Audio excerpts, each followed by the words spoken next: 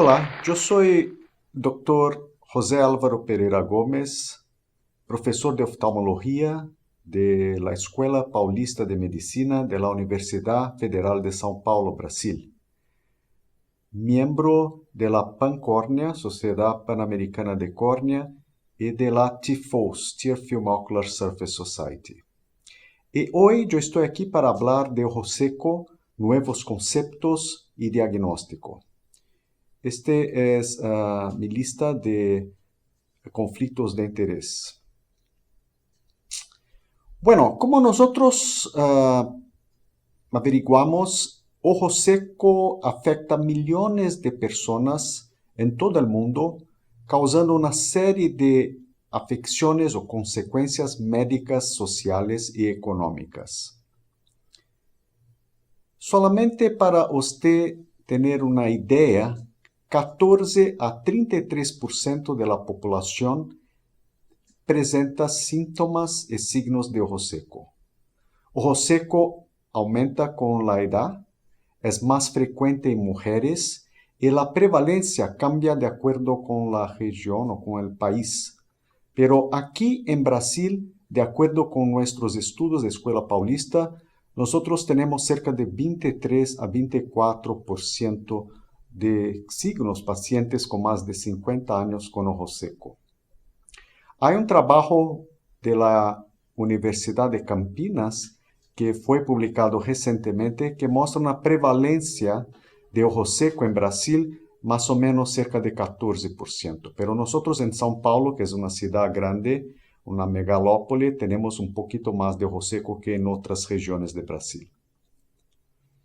Es por eso que ojo seco, con esa prevalencia tan grande, ha llamado la atención de pesquisadores de la industria farmacéutica y también de organizaciones como la TIFOS, la Tear Film Ocular Surface Society, que es la organización internacional que más conoce, más ha tenido una actitud en relación a los estudios de ojo seco en el mundo. La TIFOS ha publicado el primer consenso mundial sobre ojo seco que fue publicado en 2007 en la revista Ocular Surface. Y ahora, en 2017, ha hecho el segundo report de este consenso internacional sobre ojo seco. El TIFOS Dry Eye Workshop 2 revisó toda la literatura en los últimos 10 años e incluyó más o menos 150 miembros especialistas expertos en ojo seco de 23 países. Y por eso, de esta vez, el TIFOS Dry Eye Workshop 2 tuvo un contexto mucho más globalizado do que el primero.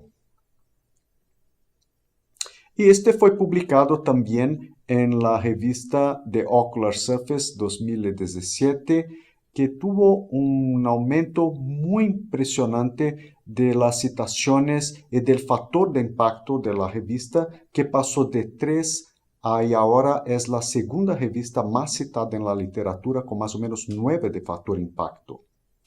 Bueno, nosotros en el TIFOS Dry Eye Workshop 2 revisamos la definición de ojo seco. Y como nosotros podemos mirar aquí, la definición de ojo seco parece muy compleja, muy larga, pero en verdad tiene aspectos muy importantes que nos ayudan a distinguir ojo seco de otras enfermedades de la superficie ocular. Primeramente, de acuerdo con la nueva definición, ojo seco es una enfermedad multifactorial de la superficie ocular caracterizada por la pérdida de la homeostasis de la película lacrimal y acompañada de síntomas donde nosotros tenemos la instabilidad de la película lacrimal e hiperosmolaridad juntamente con la inflamación de la superficie ocular, daño y alteraciones neurosensoriales, haciendo un papel muy importante en la fisiopatología del ojo seco. Bueno, aquí también es importante que nosotros nos prendamos en la relación de ojo seco con inflamación de la superficie ocular. Para nosotros comprendernos mejor la fisiopatología y esta definición, es importante que nosotros revisamos algunos conceptos de cómo funciona la superficie ocular. Y la superficie ocular es formada por la continuidad epitelial de la conjuntiva, limbo y córnea. Y para que esta superficie tenga sus propiedades mantenidas, es muy importante que tenga lubricación. Y la lubricación parte principalmente de la glándula lacrimal principal, pero también de las accesorias y de otras estructuras que también tienen un papel importante en la formación de la película lacrimal. Y sigue también un circuito neurosensorial para que haga entonces el estímulo parasimpático de la glándula para producción de la parte acuosa de la lágrima, pero también el estímulo del sistema motor para que haga el pestanejo, que es muy importante para distribuir la película lacrimal sobre la superficie ocular.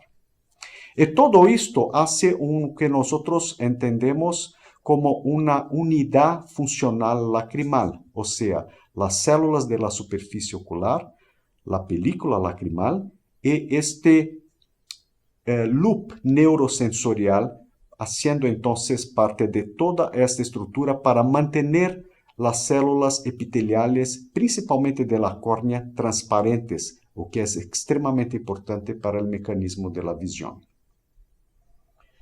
Pero la película lacrimal, de facto, es un poquito más compleja de lo que nosotros creemos. Tiene una composición que involucra varias sustancias. Nosotros aprendemos durante el ensino de oftalmología que es como un sándwich. Tiene una película externa lipídica, tiene la parte intermediaria acuosa y la capa interna de mucinas, que hace entonces la interacción con las células de la superficie ocular. Pero en realidad es un poquito más compleja que este sándwich.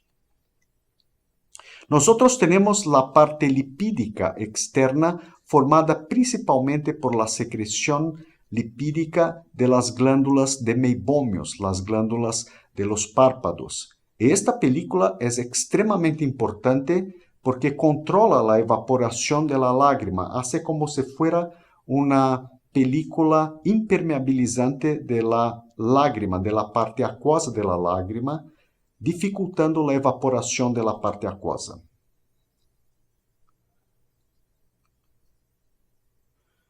Después, en la parte acuosa de la lágrima, que es la gran parte de la lágrima, nosotros tenemos no solamente agua, pero una composición mixta con más de una centena de componentes como electrolitos, proteínas de defensa como lisozima, lactoferrina, albumina. Nosotros tenemos inmunoglobulinas, principalmente inmunoglobulina A, defensinas, o sea, una compleja estructura de sustancias que no solamente nutren las células de la superficie ocular, pero también hacen un papel de defensa contra infecciones.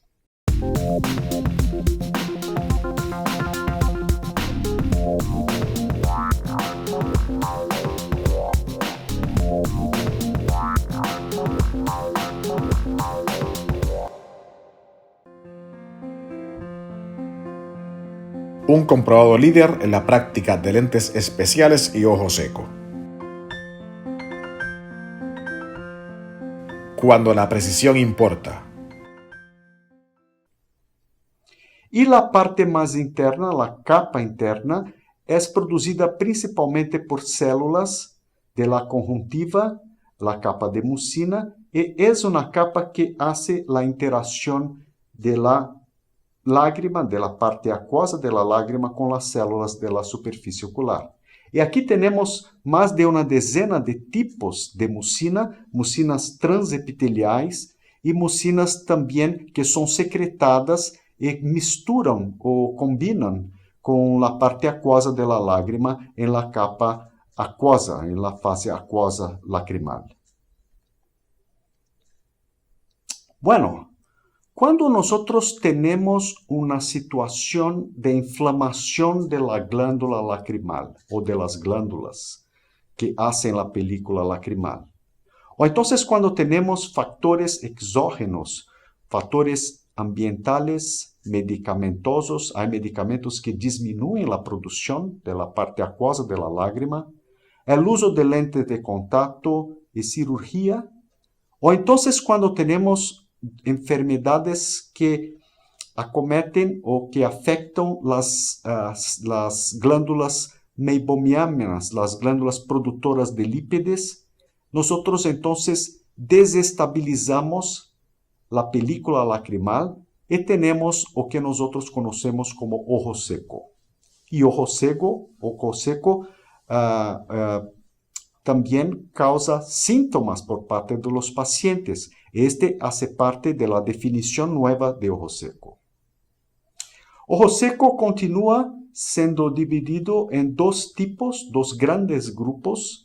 El ojo seco por deficiencia acuosa, como por ejemplo la síndrome de Sjögren, y el ojo seco evaporativo, que el ejemplo más importante es ojo seco causado por las enfermedades de las glándulas de meibomios. Sea el ojo seco por deficiencia acuosa o el ojo seco evaporativo, en los dos tipos nosotros tenemos un aumento de la concentración lacrimal de los electrolitos, un aumento de la osmolaridad. El aumento de la osmolaridad es extremadamente importante porque estimula receptores de osmolaridad que tenemos en la superficie ocular. Esto puede no solamente causar dolor, pero también inducir síntomas y es uno de los gatillos, una de las cosas importantes para el fenómeno inflamatorio causado por ojo seco. Es importante que nosotros también comprendamos que este efecto de la hiperosmolaridad puede ser verificada en modelos animales experimentales o entonces en la situación clínica, por ejemplo, con las personas que utilizan por mucho tiempo la computadora o entonces el smartphone. Nosotros sabemos que la persona que sigue mirando en la computadora, en un video, pestañea mucho menos, o que hace que haga una evaporación aumentada de la parte acuosa de la lágrima y entonces induciendo hiperosmolaridad. Todo esto causa un estrés en las células de la superficie ocular, un estrés epitelial. Este estrés epitelial hace con que haga un problema en las células superficiales de la superficie ocular. Y con esto la interacción con la parte acuosa por intermedio de la mucina o del glicocálix se queda dañada. Y usted puede entonces tener un aumento, un incremento de la evaporación de la lágrima. No solamente esto, pero la hiperosmolaridad causa una inducción de la vía de las quinasas, que es una vía inflamatoria que fue descrita hace poco menos de 10 años, pero que es muy importante en la fisiopatología y en la creación de la inflamación por el ojo seco. Nosotros también sabemos que con este fenómeno inflamatorio hay liberación de proteínas proteolíticas como las metaloproteinasas que pueden ser un marcador importante de qué pasa en la inflamación causada por el ojo seco. También con este efecto de estrés epitelial, nosotros tenemos expresión o exposición de antígenos de la superficie ocular, que entonces son capturados por células presentadoras de antígenos. Estas células presentadoras de antígeno llevan los antígenos hasta los linfocitos T en los linfonodos regionales entonces con esto hay proliferación de linfocitos T, helper, y un estímulo de los linfocitos TH1 y TH17 que migran de una manera regresa a la superficie ocular, potencializando el fenómeno inflamatorio que empezó con el aumento de la osmolaridad.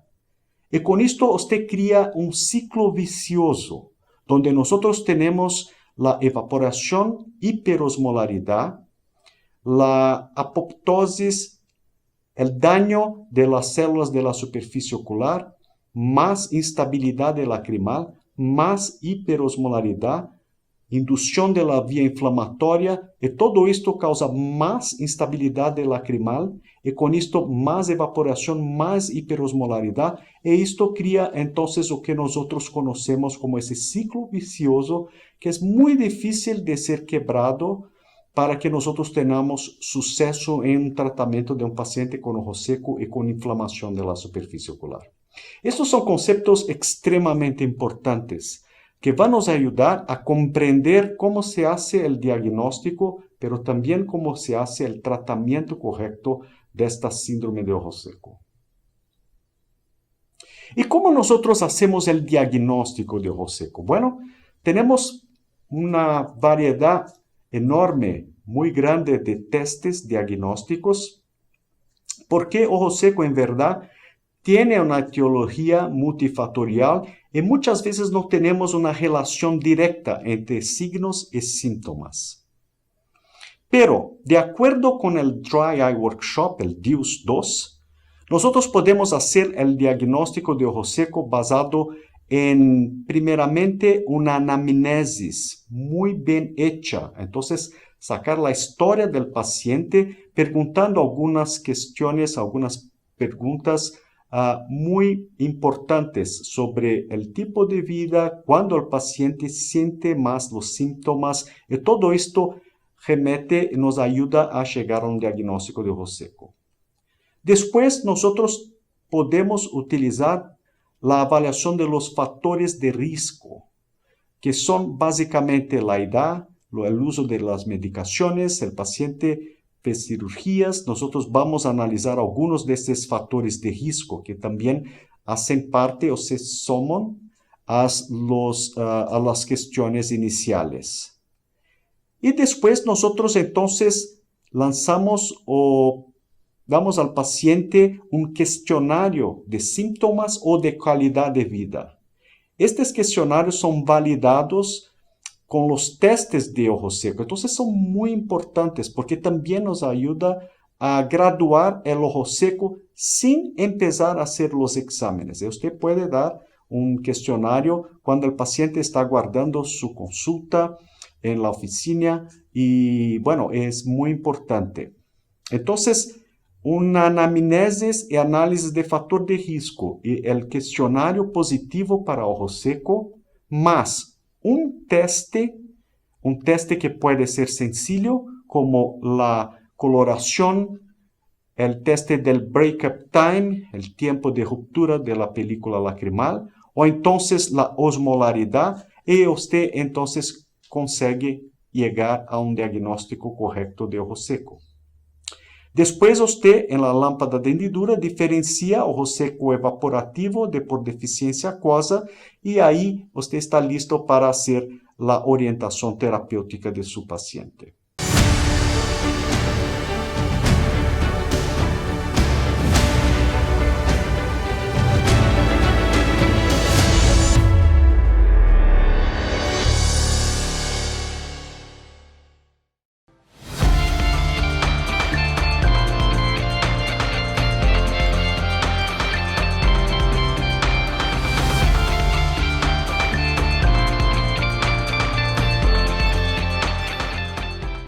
Bueno, vamos pasito por pasito a analizar algunos de los aspectos del diagnóstico de ojo seco. Primeramente, los factores de riesgo. Nosotros tenemos factores de riesgo consistentes, probables o inconclusivos. Los más importantes son los consistentes. Edad es un factor de riesgo muy importante. ¿Por qué? Porque la persona cuando va quedando más vieja, más grande, va produciendo menos lágrima. El segundo factor de riesgo importante, el sexo femenino. Las mujeres después de la menopausa producen menos lágrima. Raciales como los de raza asiática, japoneses, chinos, también constituyen un factor de riesgo. Nosotros sabemos que en China, por ejemplo, o en Japón, hay sitios donde nosotros tenemos una prevalencia hasta 50% de la población con ojo seco. Pacientes con disfunción de las glándulas de meibomios, con enfermedades del tejido conectivo, como artritis reumatoides, lupus o síndrome de Sjögren. Entonces son factores muy importantes que cuando usted tiene estos factores combinados con una propedéutica correcta y con algunos exámenes, usted consigue definir el diagnóstico de ojo seco. Otros factores importantes también, pacientes con deficiencia androgénica, uso de computador, uso de lente de contacto, reemplazamiento hormonal, factores así conectados al medio ambiente y uso de medicaciones, principalmente los antihistamínicos, antihipertensivos, ansiolíticos y la isotretinoína. Después, los síntomas. Esto es algo importante. Nosotros, recuerden que comparando con otras enfermedades de la superficie ocular, ojo seco causa ojo rojo, el paciente siente secura, siente como una sensación de cuerpo extraño, pero no siente mucho prurido o entonces el ojo no pica tanto cuanto la alergia, por ejemplo. Hay pacientes también que se quejan mucho de la visión que se queda envasada durante el día. Y la fotosensibilidad también es uno de los síntomas importantes de ojo seco. Los cuestionarios de ojo seco tenemos muchos. Hay cuestionarios de 3, de 5 preguntas o cuestiones, pero lo más popular y más utilizado es el OSDI, Ocular Surface Disease Index, que fue un cuestionario preparado para la aprobación por FDA del Restasis, de la ciclosporina A. Este es un cuestionario que también usted termina con un valor que está asociado al grado de severidad del ojo seco. Y después de entonces hacermos todo eso, la propedéutica, la anamnesis, los análisis de los factores de riesgo, el cuestionario, nosotros vamos al examen de la biomicroscopía, donde es muy importante que nosotros conocemos el estatus de los párpados, la disfunción de la glándula de meibomios. Importante que nosotros hacemos la expresión de los párpados para ver la secreción lipídica, que analicemos la conjuntiva, cómo está la distribución de la lágrima, y también analicemos la película lacrimal. Ahí empezamos los testes diagnósticos. Y aquí nosotros tenemos el test de Schirmer, que mide la producción de la lágrima, las coloraciones, y la más utilizada es la coloración con fluoresceína, pero nosotros podemos utilizar otras tinciones, como por ejemplo la lisamina verde o la rosa bengala. Pero con fluoresceína nosotros colhemos muchas informaciones y también podemos pegar la fluoresceína y avaliar el tiempo de ruptura de la capa de fluoresceína. Aquí en este video usted puede mirar que empieza a mostrar las manchitas negras en la capa de fluoresceína, que es exactamente el tiempo, mide el tiempo de ruptura de la película lacrimal. En menos de 10 segundos nosotros sabemos que esta película lacrimal está quebrando precozmente. Esta tinción de fluoresceína y la avaliación del tiempo de ruptura de la película lacrimal es tan importante que en el consenso asiático de ojo seco fue utilizada no solamente do punto de vista diagnóstico, pero también de clasificación de ojo seco. Y dependiendo del tipo, cómo se quebra la película lacrimal, usted puede clasificar el ojo seco y se guiar con esta información para el tratamiento. Nosotros tenemos hoy en día también los recursos tecnológicos de imagen, ¿no? De imagen, como por ejemplo con los aparelhos como el Keratograph, pero hay otros aparelhos, pero aparelhos que tienen un sistema de iluminación en una cámara de alta resolución donde usted consigue capturar imágenes muy detalladas de la película lacrimal sobre la superficie ocular y de la superficie ocular. Nosotros entonces con esto conseguimos medir de una manera muy objetiva la espesor de la película lacrimal. Nosotros conseguimos hacer el test del break-up time de una manera no invasiva, aquí como ustedes pueden mirar en la pantalla, mirando exactamente también caracterizando dónde quebra la película lacrimal. Nosotros podemos avaliar la capa lipídica y también con la iluminación infrarroja analizar las glándulas de meibomios, la meibomiografía que puede ser muy útil en algunos tipos de situación donde nosotros estamos pensando en tratar el ojo seco. Podemos también hacer una graduación del grado de atrofia de las glándulas de meibomios. Y podemos también graduar la inflamación basado en la evaluación y la graduación de la hiperemia de la conjuntiva. Podemos también con estos aparelhos, con estos aparatos, combinar todas las informaciones en gráficos que pueden nos dar una noción mucho más completa de lo que está pasando y de lo que está faltando en la unidad funcional lacrimal. Esto ayuda mucho a los especialistas a hacer un diagnóstico correcto y un tratamiento más adecuado para el paciente con ojo seco.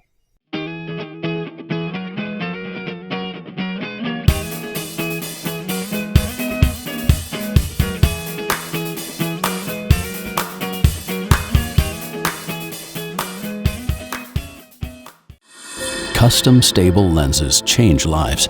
They're intuitive, they're powerful, and anyone can fit them. It's time to simplify.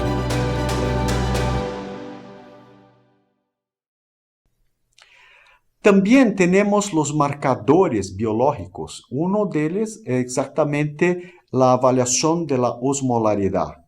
Y aquí tenemos como por ejemplo el TearLab, que es un aparelho donde usted colecta microlitros de lágrima en cuestión de segundos. Usted avalía y detecta exactamente la osmolaridad de la lágrima. Y nosotros miramos y vimos en la definición de ojo seco que el aumento de la osmolaridad está directamente ligado a definición y también a inflamación de ojo seco. Y sabemos que más do que 300 miliosmoles significa que el paciente está con una hiperosmolaridad, está con ojo seco. O entonces cuando usted tiene una diferencia entre un ojo y el otro, más de 8 miliosmoles por litro. Hay ahora disponibles también otros marcadores como el test inmunoenzimático de la metaloproteinase 9.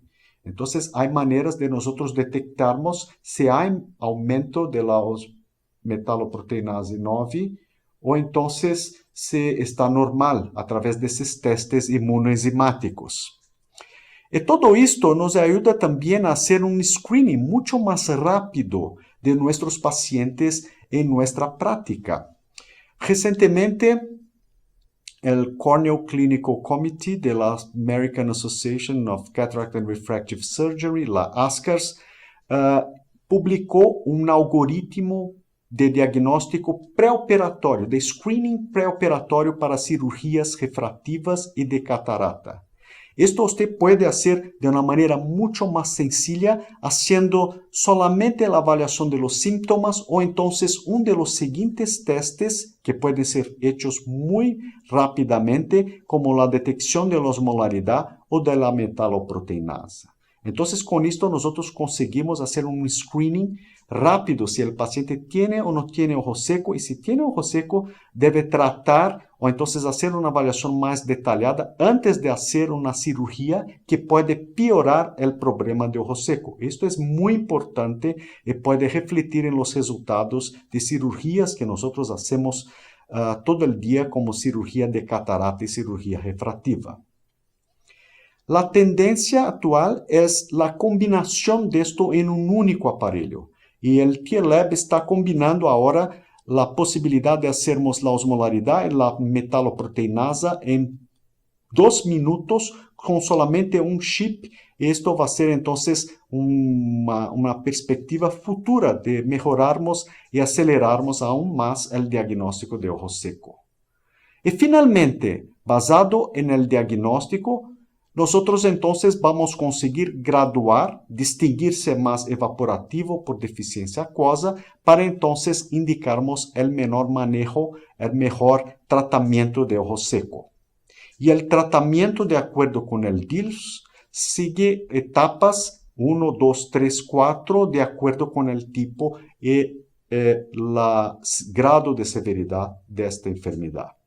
Pero este es un objeto de una otra charla que va a completar esta charla de conceptos y diagnósticos.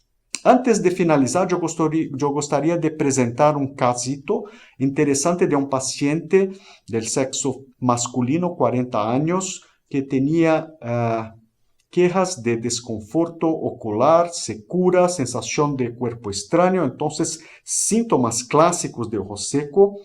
Tenía una historia de inflamación ocular por más de 1 año y estaba tratando con gotas de lágrima artificial, vasoconstrictor tópico y corticosteroides tópicos.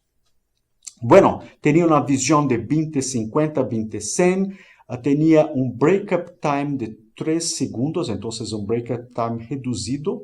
Recuérdense que abajo de 10, entonces son pacientes que presentan un breakup time disminuido, que significa muchas veces que tiene un ojo seco más evaporativo. Pero el test de producción lacrimal, el Schirmer, estaba bien, más o menos 9 en el ojo derecho, 2 en el ojo izquierdo. Y el OSDI, el cuestionario, 65, o que muestra un grado así de ojo seco moderado hasta severo. Entonces el paciente tenía síntomas de ojo seco que estaban interfiriendo en su calidad de vida.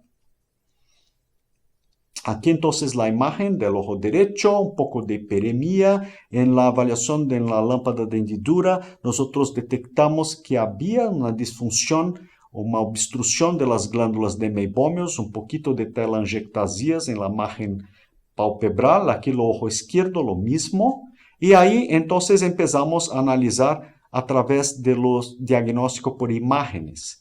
Y aquí nosotros detectamos la película lacrimal, el menisco lacrimal con una altura normal, 0.4, el ojo izquierdo. El tiempo de ruptura no invasiva de la película lacrimal estaba reducida, principalmente el ojo izquierdo, cerca de 4 segundos, que es más o menos lo que el breakup time invasivo también nos mostraba. Aquí mostrando el grado de hiperemia de la conjuntiva un poco acima del normal en los 2 ojos, y muy interesante la meibomiografía mostrando una completa ausencia de las glándulas de meibomios. Este paciente tenía entonces una disfunción importante de las glándulas de meibomios, no tenía una capa lipídica buena o no tenía capa lipídica, o que entonces configuraba, explicaba o porqué de la resistencia en los tratamientos convencionales con gotas de lágrima artificial normal. Aquí el ojo derecho, mírense aquí el grading de la meibomiografía. Este paciente presentaba exactamente el grado más alto más elevado de atrofia de las glándulas de Meibomius. Entonces no tenía la película lipídica, de la capa lipídica de la lágrima.